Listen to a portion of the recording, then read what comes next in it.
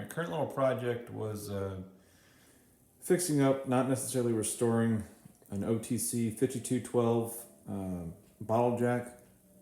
It came as part of a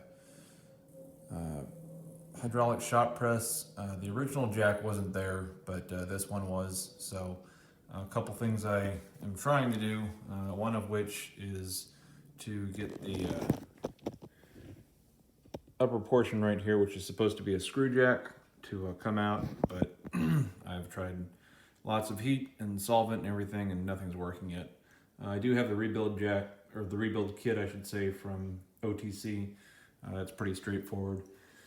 I pulled stuff apart, cleaned things out. You know, I had to be me, so unfortunately, there was a pin right there. There was a spring pin that went through that small hole, and then the pivot arm comes up from that.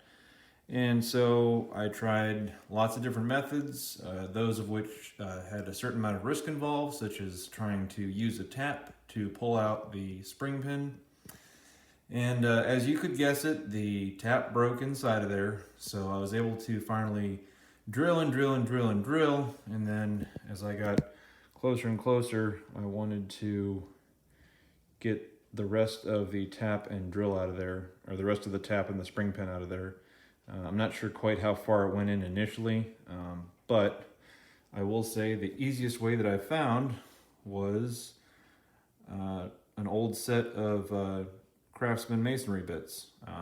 And if you put it on the hammer drill setting, which is not there now, once I got the pin out, or the main pivot pin, I just went at it a bunch and then used a few different extra drills to go ahead and clean out the hole, and it did the job. So if you happen to run the chance of you get a spring pin like this on some kind of a bottle jack that just will not come out, don't use a tap.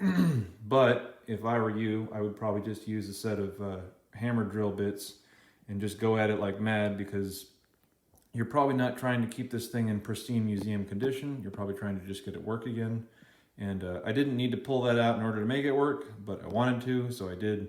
So anyway, that project is done. Hopefully, if any of you run into a similar problem, hopefully this helps.